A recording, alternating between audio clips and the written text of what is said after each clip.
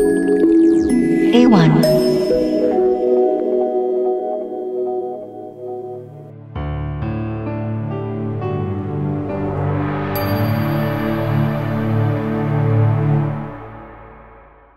한국 사람들의 코 수술에 대해서 말씀드리겠습니다. 저는 개인적으로 얼굴의 성형수술은 코로 시작하고 그리고 마무리는 눈으로 하라고 그럽니다. 그만큼 코 수술은 우리 성형수술에 있어서 매우 중요한 부분을 차지하고 있습니다. 동양인의 코 수술은 서양인들과 다른 점이 많습니다. 코 모습이 다르기 때문에 수술 방법과 목표를 다르게 잡아야 합니다. 코 수술이 성공적으로 이루어지기 위해서는 우리가 어떤 민족적인 특징을 훼손해서는 안 되겠습니다. 그래서 너무 서양인들 코처럼 닮아가는 그런 코 모양이 되어서는 부자연스럽다고 생각합니다. 그리고 일반적으로 코 수술 후에는 자연스러운 모양이 만들어져야 합니다. 그리고 얼굴의 다른 부분들과 균형을 이루어야 하고 수술한 부위 흉터는 최소한으로 남아야 합니다. 그리고 코끝의 기둥을 튼튼하게 만들어야지 코가 아름다운 모습이 됩니다. 즉, 코 수술에 있어서는 코끝이 가장 중요하다는 그런 의미가 되겠습니다. 그리고 한국 사람들의 코 수술에 있어서 가급적이면 조직은 잘라내지 말고 세이브하는 게 더 좋습니다. 그리고 코끝 연고를 실로 묶는다든지 하는 과정은 서양인들에서는 많이 합니다만 우리 한국 사람에서는 그 중요성이 떨어지는 것 같습니다. 그리고 다양하게 연골 이식 방법을 적용해서 코끝의 모양의 변화를 주는 것이 중요합니다. 코 수술하기 전에는 먼저 코에 대한 분석을 정확하게 해야 됩니다. 이때 가장 먼저 보는 것이 코 피부의 두께가 되겠습니다. 코의 피부가 너무 두꺼우면 코끝에 섬세한 표현이 되지 않습니다. 그리고 피부가 두꺼운 경우에는 붓기가 오래 갑니다. 반대로 코끝의 피부가 너무 얇아도 사소한 실수가 바로 피부를 통해서 드러나기 때문에 이때는 매우 섬세한 수술이 이루어져야 합니다. 따라서 피부가 너무 두꺼우면 슬림하고 아름다운 코 모습이 되기 어렵고 또 피부가 너무 얇으면 부작용의 위험성이 높아지게 됩니다. 코 수술은 얼굴에서 착시 효과를 일으키게 됩니다. 코가 높아지면 얼굴이 작아 보이는데 이런 것이 바로 착시 효과입니다. 그리고 코가 높아지면 눈빛이 더욱 선명해집니다. 코가 높아지면 이마, 강대, 턱은 상대적으로 낮아 보이게 됩니다. 여러분들께서는 두 개의 평행선을 보고 있습니다만 실제로는 평행선이 아닌 것처럼 보입니다. 이처럼 코가 높아지면 얼굴이 작아 보이는 것은 우측 그림처럼 착시 효과 때문이고 코가 낮으면 좌측 그림처럼 실제보다 얼굴이 더 커 보이게 됩니다. 따라서 코 수술을 정확하게 그리고 제대로 하게 되면은 다른 분들이 쌍꺼풀 수술했냐 혹은 살이 빠졌네 이렇게 말씀을 들을 수 있습니다. 이것은 눈이 더 선명해지고 혹은 얼굴이 더 작아 보이게 되는 그런 착시 효과 때문입니다. 최근에 이마를 볼록하게 하기 위해서 실리콘 보형물을 이마에 넣는 경우가 많은데 이때는 이마가 너무 부자연스러울 때가 많습니다. 이마가 지나치게 돌출됨으로 인해서 상대적으로 코가 너무 낮아 보이게 되는 것입니다. 이마에 실리콘 보형물을 삽입한 다른 분입니다. 위의 사진처럼 이마가 지나치게 볼록해서 아래 사진처럼 보형물을 제거하고 이마에 지방이식을 했는데 지방이식을 한 아래 모습이 더 자연스럽게 보입니다. 코 수술을 할 때는 이마뿐만이 아니고 턱의 관계도 매우 중요합니다. 턱의 돌출이 부족하고 코 밑이 함몰되어 있으면 입이 나와 보입니다. 이때 입의 돌출 정도가 정상이라면 치아 교정이나 양악 수술을 고려해서는 안 됩니다. 이런 시술 혹은 수술 후에는 입이 너무 가더하게 들어가기 때문에 합주기처럼 보일 수 있고 또한 입술 길이가 짧아지면서 입꼬리가 처지기도 합니다. 입이 정상이고 코와 턱에 문제가 있는 것이므로 원인이 되는 코와 턱을 교정하셔야 합니다. 사진에서 보는 것처럼 수술 전에는 입이 나와 보였는데 코와 턱을 교정한 후에 입이 들어간 것을 볼 수 있습니다. 앞 사진과 비슷한 분입니다. 코 수술과 턱 수술은 입 모양에도 변화를 줍니다. 이분은 코 수술을 과거에 하신 분입니다. 턱 확대를 하지 않고 코 수술만 하셨던 분이셨는데 다시 코는 재수술로 교정하고 턱에는 작은 실리콘 보형물을 삽입해서 전체적으로 입이 들어가 보이고 옆선의 윤곽을 자연스럽게 교정했던 분입니다. 이마 실리콘 보형물에 대한 사진도 설명드렸습니다만 코 수술할 때는 이마도 동시에 고려하셔야 합니다. 이마가 볼록하면 코가 상대적으로 낮아 보인다고 말씀드렸습니다. 반대로 이마가 납작한 분이 코를 높이면 이마가 더 납작해 보이기 때문에 이때는 코 수술을 하면서 반드시 이마를 볼록하게 만들어야 합니다. 앞에서 이마 실리콘을 보셨지만은 실리콘은 부자연스러워서 우리 병원에서는 지방 이식으로 이마의 볼륨을 만듭니다. 이분은 이마가 납작하시고 턱에 돌출이 부족했던 분입니다. 우리 얼굴은 가운데 코라는 산이 있고 그 주위를 이마, 광대, 그리고 턱이라는 산이 둘러싸고 있는 모양을 하고 있습니다. 수술 후의 모습을 보면은 자연스럽고 아름다운 곡선을 가진 얼굴이 되었습니다. 코 수술과 함께 동시에 이마와 턱의 볼륨이 증가하였기 때문입니다.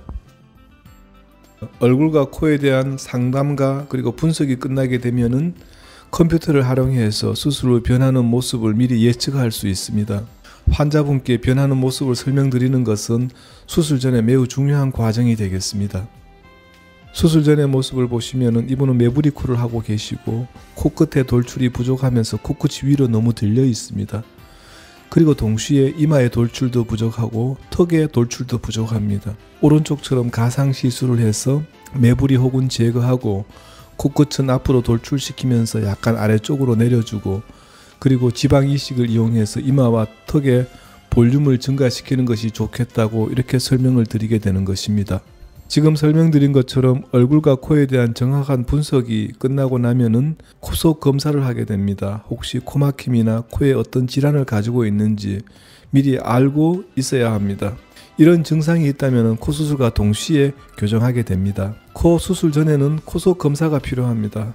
지금 보시는 사진은 내시경을 이용해서 코속을 직접 확인하는 과정이 되겠습니다. 내시경을 이용하면 코 깊은 곳까지 볼 수 있습니다. 코속은 마치 동굴처럼 보이게 됩니다. 그리고 라이노메트리라는 기계를 이용해서 코속의 넓이를 검사합니다. 이것은 객관적인 검사입니다. 어느 부분이 막혀 있는지도 알 수 있습니다. 그리고 수술을 마치게 되면은 수술 과정을 지금 그림에서 보는 것처럼 정확하게 기록하게 됩니다. 수술 중에 특이한 소견을 볼 수 있다면 이때도 사진을 찍어 자료로 남겨두는 것이 좋습니다. 코 수술의 종류는 크게 코끝 성형술, 그리고 콧대 높임술, 매부리 코 수술, 휘어진 코 수술, 그리고 콧날개 줄임술, 마지막으로 코 재수술 이렇게 나눌 수 있습니다. 오늘 여러분들께는 코끝 수술과 콧대 높임술에 대해서 말씀드리겠습니다. 코끝 수술을 마스터하면은 곧 코 수술을 마스터한 것이다라는 속담이 있습니다. 이것은 코끝 수술이 매우 중요하다는 의미가 되겠습니다. 우리 병원에서는 코 수술을 할 때 개방적인 방법을 사용합니다. 그 이유는 동양인에서는 늘 코끝 부분이 문제이기 때문입니다. 코끝을 제대로 교정하려면 개방적인 방법이 좋은 것 같습니다. 코끝 수술은 비중격 연고를 채취해서 코끝 기둥을 안전하게 보강하는 것으로부터 시작합니다. 한국 사람들은 코끝에 돌출이 부족하고 코끝이 들려있는 분들이 많으므로 이 비중격 연고를 이용해서 코끝을 앞으로 돌출시키면서 동시에 아래로 내려주어야 하는 경우가 많습니다. 한국 분들은 비중격 연골이 짧고 낮아서 이것이 코끝에 영향을 주게 됩니다. 따라서 비중격 연골을 채취해서 기존의 비중격 연골의 정상 부분이 더 앞으로 나올 수 있도록 혹은 아래로 내려올 수 있도록 이렇게 하는 것이 바로 비중격 연장술이 되겠습니다. 지금 그림에서 보는 것처럼 비중격 뒤쪽 부분에서 연골을 채취해서 앞쪽으로 이동시켜주고 오버랩 시켜주는 과정이 바로 비중격 연장술이 됩니다. 코끝 수술에서는 이 과정이 매우 중요합니다. 비중격 연장술이 끝나게 되면은 코끝 연골을 이식한 비중격 연골의 정상 부위에 고정하게 됩니다. 위쪽 사진에서 보면은 좌측에 있는 약간 둥근 모양의 연골이 채취한 비중격 연골입니다. 그리고 우측은 기연골이 되겠습니다. 사진에서 보는 것처럼 비중격 연골은 단단하고 또 평평하게 생겼기 때문에 코끝 성형술에 있어서는 가장 좋은 재료로 알려져 있습니다. 비디오에서 보시는 것처럼 코끝에 비중격 연장술이 끝나게 되면은 코끝 연골을 이동시키게 됩니다. 그래서 코끝 연골을 앞쪽으로 이동하게 되면 코끝이 더 돌출도 하게 되고 아래쪽으로 돌출시키면 코가 길어지는 그런 효과를 얻을 수가 있습니다. 간혹 비주 부분에 연골 이식만 하기도 합니다. 이 방법은 코끝 돌출은 하지 않아도 되지만 코끝의 기둥을 보강할 필요가 있을 때 사용하는 방법입니다. 이렇게 비중격 연장술을 하면은 코끝도 나오지만 코밑이 나오게 됩니다. 코밑은 한국 사람의 코 성형에 있어서 매우 중요합니다. 그 이유는 코밑이 들어가 있으면 코가 길어 보이고 입이 나와 보입니다. 동시에 윗입술도 두꺼워지게 됩니다.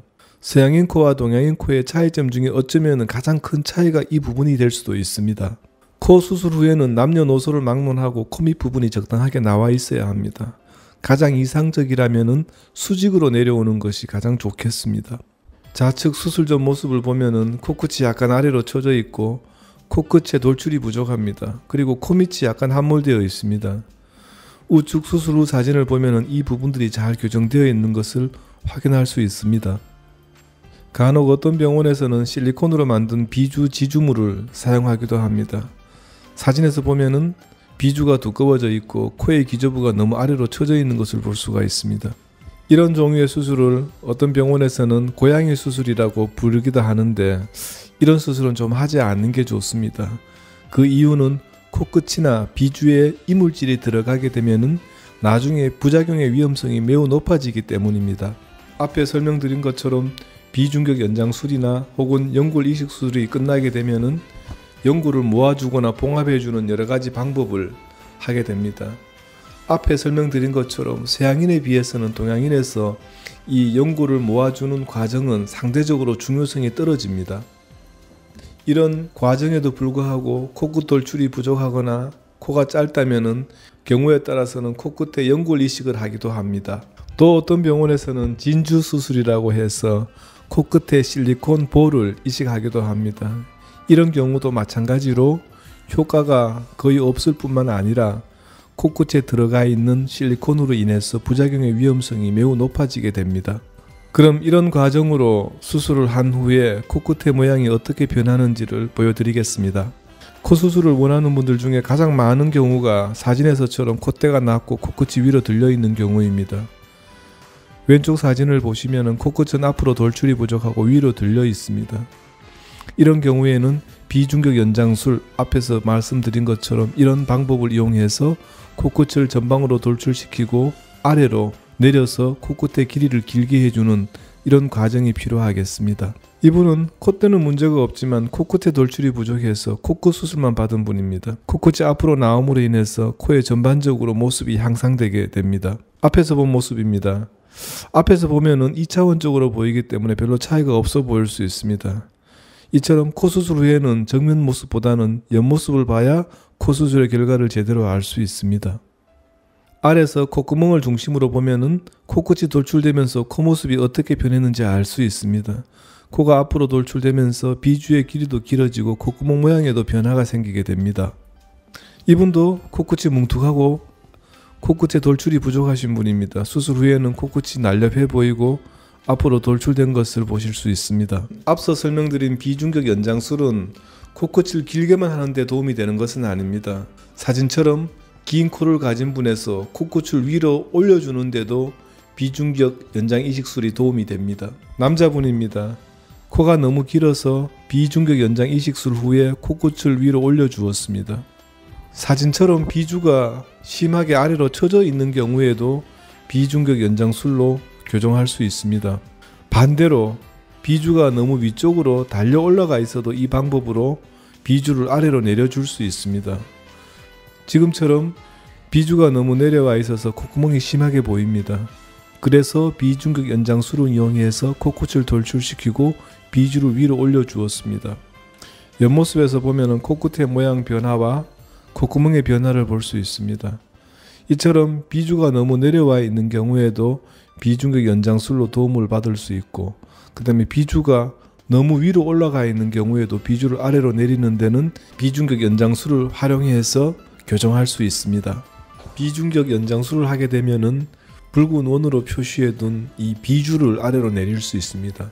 수술 전 사진을 보면은 이분의 비주는 위로 붙어 있습니다. 그리고 비중격 연장술을 이용해서 비주를 아래로 내려 주었습니다. 비주가 올라가 있으면 인중이 길어 보이고 또 코는 상대적으로 짧아 보이게 됩니다. 수술 전 옆모습을 보면은 비주가 위로 올라붙어 있어서 비주의 윤곽과 콧구멍의 윤곽이 보이지 않습니다. 그래서 이것을 비중격 연장술을 이용해서 비주를 아래로 내려줌으로 인해서 비주도 보이고 콧구멍의 윤곽도 보이게 되었습니다. 이런 모습이 자연스러운 코 옆모습이 되겠습니다. 코끝 수술에서 마지막 사진이 되겠습니다. 비중격 연장술을 이용해서 코끝을 재수술하신 분입니다. 코끝 수술을 마치게 되면 이어서 콧대 수술을 하게 됩니다. 대부분의 병원에서는 콧대는 실리콘이나 고어텍스를 이용해서 높여주지만 우리 병원에서는 이런 보형물을 사용하지 않고 연골과 근막 혹은 서지스를 이용해서 높입니다. 즉 자가 조직을 이용한다는 의미가 되겠습니다. 이렇게 하면 결과가 자연스럽고 부작용이 거의 없습니다. 특히 나이가 들면서 피부가 얇아지기 때문에 보형물은 시간이 지나면서 자꾸 비쳐 보이게 됩니다. 그래서 언젠가는 재수술을 할 가능성이 매우 높아집니다만 자가 조직을 이용하게 되면은 그런 재수술의 위험성이 훨씬 낮아진다고 보시면 되겠습니다. 좌측 사진은 파라핀으로 코를 높이신 분입니다. 결국 염증이 생기면서 코에 심한 변형이 오게 됐습니다. 우측 분은 코끝에 이식한 실리콘이 피부를 푹 뚫고 나와 버렸습니다. 이처럼 인공물은 심각한 부작용의 위험성을 항상 가지고 있습니다. 콧대의 피부는 나이가 들면서 얇아지기 때문에 지금 그림에서 보는 것처럼 비쳐 보일 수 있고 경우에 따라서는 실리콘 보형물이나 고어텍스가 움직일 수도 있습니다. 또 다른 분입니다. 실리콘을 삽입한 분이며 우측 사진을 보시면 실리콘이 움직이면서 윤곽이 비쳐 보입니다. 이분에서 실리콘을 제거한 후의 모습입니다. 조잡한 모양의 실리콘이 들어가 있었습니다. 또한 실리콘의 단점으로는 불빛에 비쳐 보인다는 것입니다. 우측 사진처럼 비쳐 보이면 주위 사람들이 깜짝 놀라겠죠. 그리고 실리콘이 우리 몸속에 오래 들어가 있으면 석회화 현상이 일어나게 됩니다. 이런 현상으로 인해서 코 표면이 울퉁불퉁하게 변하게 됩니다. 오랜 시간이 지나면서 실리콘 보형물이 피부를 뚫고 나오기도 합니다. 인공 보형물은 항상 이런 위험성을 가지게 되는 것입니다. 이분은 코에 삽입한 고어텍스가 코 속에서 뚫고 나와 있습니다. 그리고 콧등에는 염증으로 인해서 피부가 붉게 변해 있고 부어 있습니다. 이런 부작용을 많이 경험했기 때문에 그리고 부자연스러운 것을 많이 목격하였기 때문에 우리 병원에서는 이런 실리콘이나 고어텍스와 같은 인공 보형물을 더 이상 사용하지 않고 자가 조직만 이용해서 콧대를 높여줍니다. 우리 병원에서는 콧대를 높이는데 연골과 근막 혹은 연골과 서지셀을 사용합니다. 먼저 귀에서 연골을 채취하는 과정입니다. 귀에 변형이 생기는 것을 피하기 위해서 연골은 부분적으로 채취하도록 합니다. 연골을 채취할 때 절개는 귀 뒤에서 하기 때문에 나중에 흉터가 보이지 않습니다. 채취한 귀 연골은 잘게 썰어둡니다. 그리고 측두 부위의 작은 절개를 이용해서 측두 근막을 채취합니다. 잘게 썰어둔 연골은 1cc 작은 주사기에 옮겨 담고 채취한 근막으로 주사기를 싸게 됩니다. 그런 후에 근막으로 싼 주사기를 코 속에 밀어 넣은 후 주사기에 힘을 주게 되면 연골은 근막 주머니 안쪽으로 밀려 들어가게 됩니다. 이 과정이 끝나게 되면 아래 사진처럼 콧대가 높아지게 되는 것입니다. 수술 후 6개월 지난 모습입니다. 콧대의 높이가 이마, 코끝, 입술과 잘 연결되어 있고 자연스러운 옆모습을 보여주고 있습니다. 콧대를 조금만 높여도 될 때 혹은 부분적으로 콧대를 높일 때는 근막을 채취하지 않고 서지셀이라는 재료에 싸서 콧대에 넣을 수도 있습니다. 시간이 지나면서 서지셀은 녹아 없어지고 결국은 연골만 남게 됩니다. 지금 보시는 분은 연골을 서지셀에 싸서 이식한 후의 모습입니다. 이런 모습의 코는 눈 사이와 코끝 바로 위에 부분적으로 연골 이식을 하게 됩니다. 이처럼 부분적으로 연골 이식을 할 때는 근막보다는 서지셀이 더 유용한 것 같습니다. 면봉을 이용해서 코끝을 들어 올려보면 높여주어야 하는 콧대 부분이 드러나게 됩니다. 코 속에서 비중격 연골을 채취해서 코끝 수술을 하고 비중격 연장술을 하는 과정이 되겠습니다. 위 사진처럼 코끝 수술이 끝나면 콧대를 높여야 되는 부분이 드러나게 됩니다. 흰색 원으로 표시한 부분이 콧대를 높이게 될 부분입니다. 아래 사진하고 비교해 보시면 수술 후의 모습이 수술 전에 예상한 모습과 거의 흡사한 것을 볼 수 있습니다. 부분적으로 콧대를 높일 곳은 연골을 잘게 썰은 후에 이 연골을 서지셀로 싸서 이식하게 됩니다. 눈 사이 콧대 부분에 들어갈 연골입니다. 수술 후 눈 사이가 높아졌습니다. 이어서 코끝 바로 위에 연골 이식을 하게 됩니다. 수술 후 모습을 보면은 코 모습의 변화를 보실 수 있습니다. 수술 전에는 콧대의 모습이 울퉁불퉁하였었는데 수술 후에는 비교적 스무스하게 변한 것을 보실 수 있습니다. 수술 후 모습과 아래 사진의 수술 전 모습을 보면은 그 차이를 알 수 있습니다. 이렇게 부분적으로 콧대를 높일 경우에는 연고를 근막에 싸는 것보다는 서지셀에 싸서 이식하는 것이 더 효과적입니다. 그리고 어떤 경우에는 가슴에서 연고를 채취해야 될 때도 있습니다. 사진에서 보시는 것처럼 콧대가 많이 낮고 코끝에 돌출이 부족하고 또 코끝이 많이 짧거나 코 밑에 함몰이 심한 경우, 그리고 과거에 수술을 여러 번 받아서 더 이상 사용할 연골이 없다면 이때는 가슴에서 연골을 채취하셔야 합니다. 가슴에서 연골을 채취할 때는 가슴 접히는 선에서 약 2 내지 3cm 정도의 작은 절개를 한 후에 연골을 채취하게 됩니다. 채취한 가슴 연골이 되겠습니다. 가슴 연골을 이용해서 수술할 때도 그 원리는 비중격 연장술과 흡사합니다.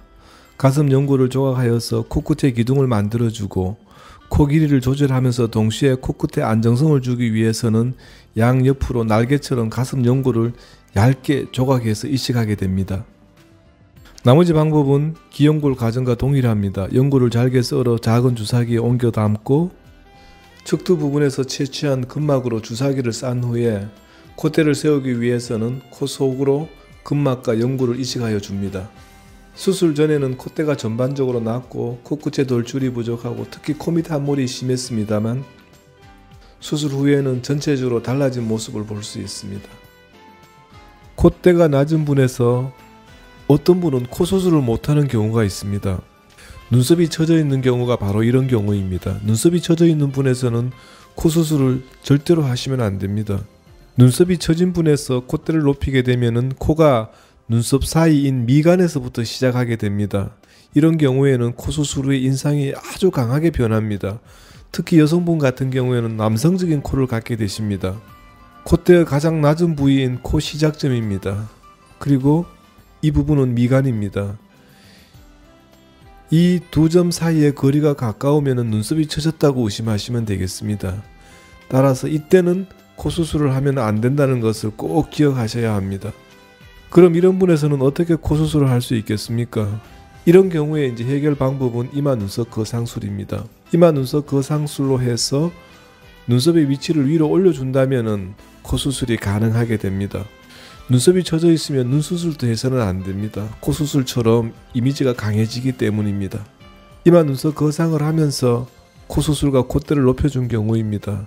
좌측 사진을 보시면 눈썹이 처져 있습니다. 그래서 코 시작점, 즉 콧대 중에서 가장 낮은 부위와 눈썹 사이, 즉 미간 사이 거리가 매우 가깝습니다. 이런 경우에 이마 눈썹 거상술을 해서 눈썹의 위치를 올려주고 콧대도 높이고 코끝 수술을 해준 경우입니다. 이처럼 눈썹의 위치를 고려하는 것은 수술 결과에 중요한 영향을 미치게 되는 것입니다.